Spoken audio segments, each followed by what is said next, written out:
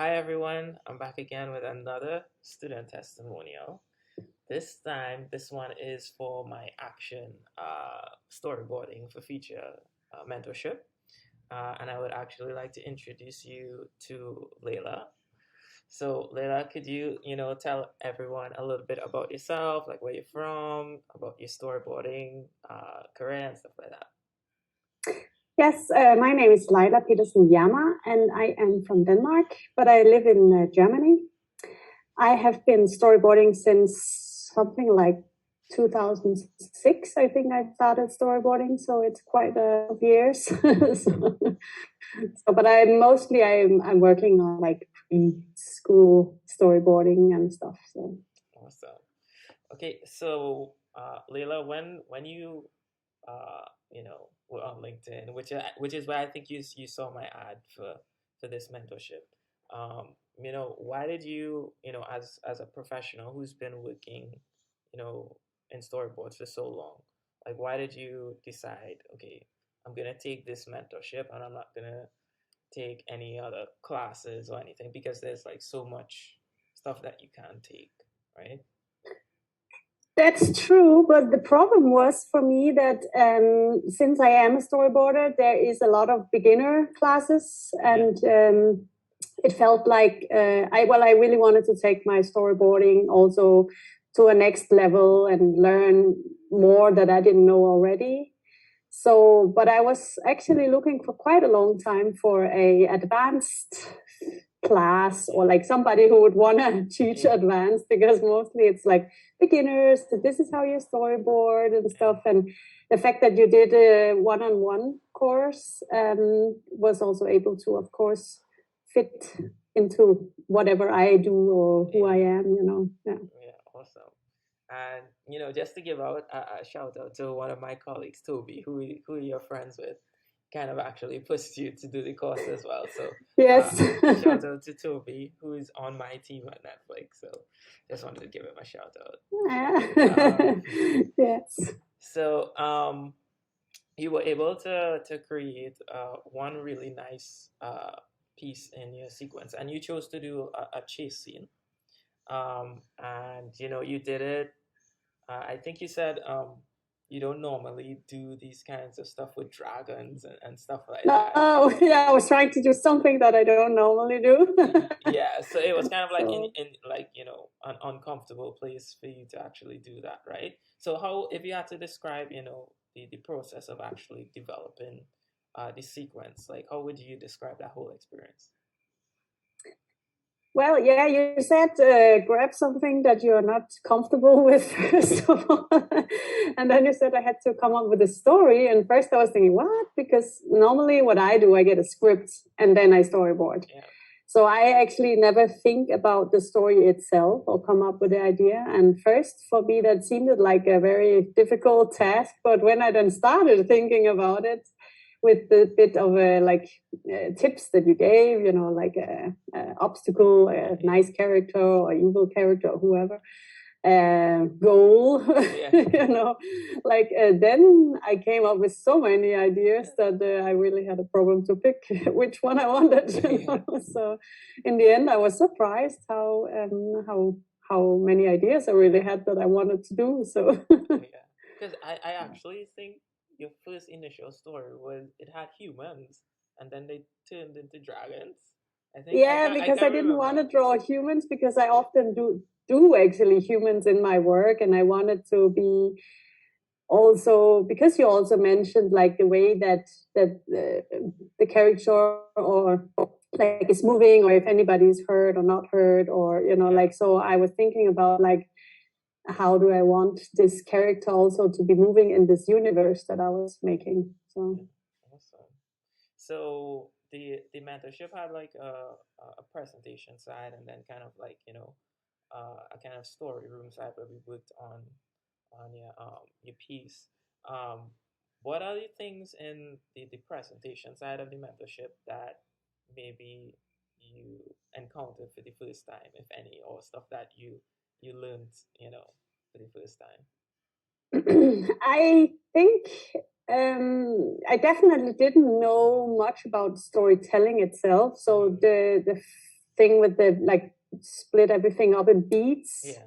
And that being like the big picture or the small picture or the tiny sequence, you know, like if you really try to think that squared, you know, like like split it into beats, then that really, really helped me a lot. And I think this is definitely something that I have never thought about. I know, of course, there comes like an obstacle and then you have to get past and stuff, but I never thought of it that easy. You know, I always thought very complicated. Or another thing I really also liked, what just came like while you were showing me videos and stuff, was the fact that the backgrounds actually can change within the same situation. You know, like when somebody's on a bridge, for example, was the idea you had. Like when the bridge breaks, when the bridge turns into a fire and stuff, that things can actually change within still the same room or scene. Or this is something I never thought about, but actually makes things much more action-made, like time, you know. So this was also a nice thing that I really never thought about. Yeah. So I don't want to spoil my mentorship, but a lot of students, when I point out that scene that you're talking about, they're like, it's kind of like always like a very highlight, like, oh my God, like I now realize that, like, even though they've watched that movie so many times, they just kind of like just, oh yeah, that's supposed to happen, you know, and they never really think of what goes into actually thinking about those kind of things, right?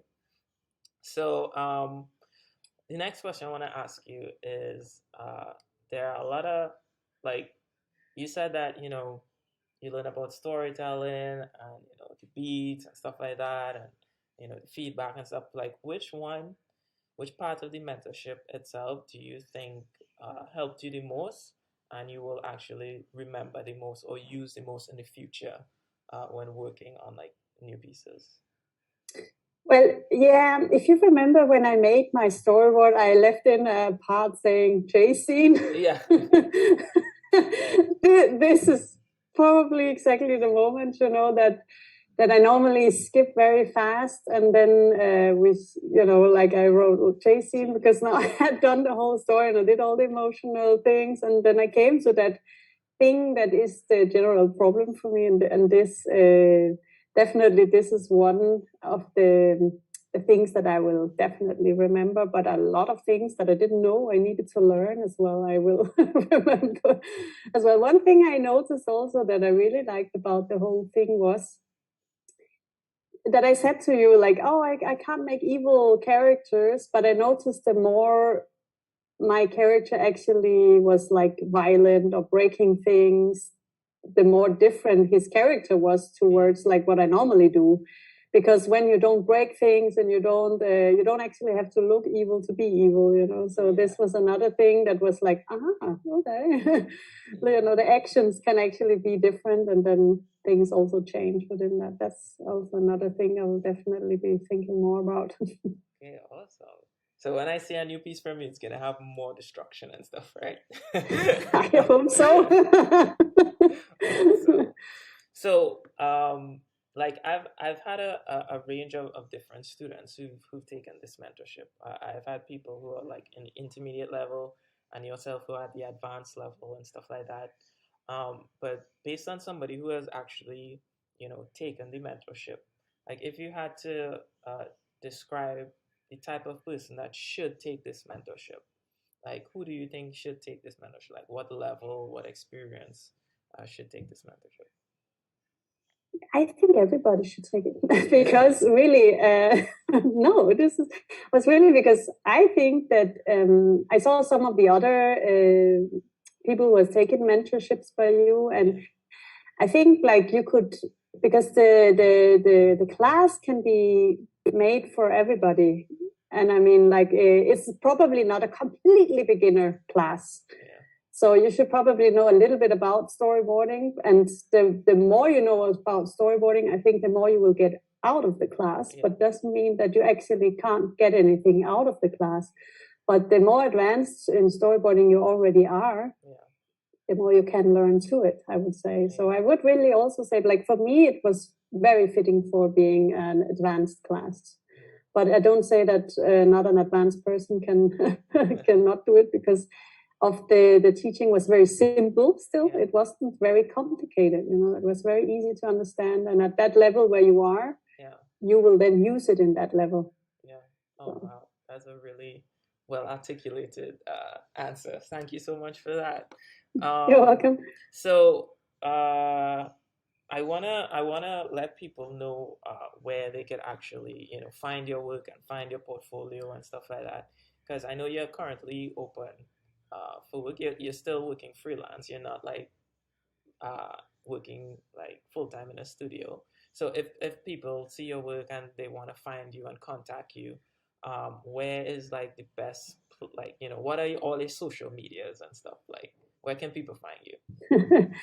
Well, mostly on my web page, which is lileart.com. That is, and I'm on LinkedIn as well as Laila Testimonial.